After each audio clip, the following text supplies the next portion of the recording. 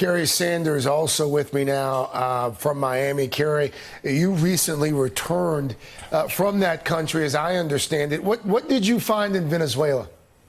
Well, Craig, what you're looking at is the ongoing abrasion back and forth between those who support Nicolas Maduro and those who support Juan Guaido. And so when you have a nation which I'll say is split, we can't actually say it's 50-50, but when you have a nation that has split its allegiances to two people, one who is the president, that would be Nicolas Maduro, and one who claims the presidency, and that is Juan Guaido, you have emotions running high in a country where, quite frankly, it is hard to get by day to day. Simple things like taking a bus, getting food, turning water on and having clean water, all of those sorts of things that have made life so difficult in recent years are reaching a boiling point, and that's what we see on the streets here. It's notable that there have been many demonstrations with hundreds of thousands of people in the streets, and they have been mostly peaceful. And those have been Juan Guaido supporters coming out,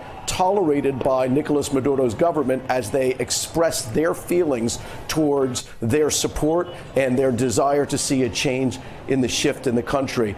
Because Nicolas Maduro controls the military, he ultimately controls the country. And this is what we're hearing today from Juan Guaido, who, it's notable, appeared with Leopoldo Lopez, somebody who previously in the Hugo Chavez time appeared to be somebody who was going to challenge the authority and was under house arrest. The fact that he has placed himself out there is a strong signal to those who support Juan Guaido that there may be some sort of shift afoot.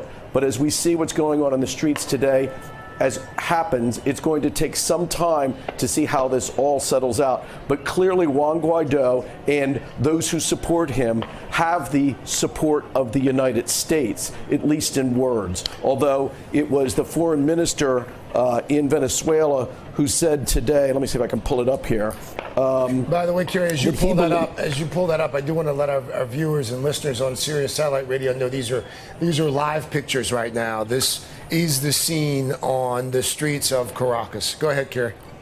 So it's Venezuela's foreign minister, Jorge Arreza, who says that he believes that the U.S. likely paid a guard to allow opposition activist Leopoldo Lopez to escape his house arrest. And it is not a small step that Leopoldo Lopez has made here, because he was allowed to have house arrest as opposed to being kept in a jail where he had previously been held, because he said and promised that he would not get involved in ongoing political activities. And so we see here on the streets folks who have gathered. We've seen tear gas. We've seen some small fires burning. And this is likely to play out for some time, and ultimately, and I think we heard from the streets there, and I was speaking to another person via WhatsApp who's down on the streets right now, many people communicating on the internet with reporters, both domestically as well as organizing themselves where to go and what to do,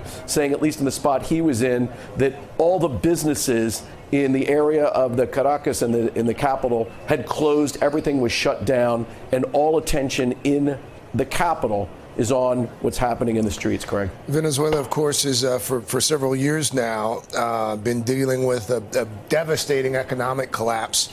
It has created quite the humanitarian crisis in that country and beyond its borders as well. Millions have left Venezuela.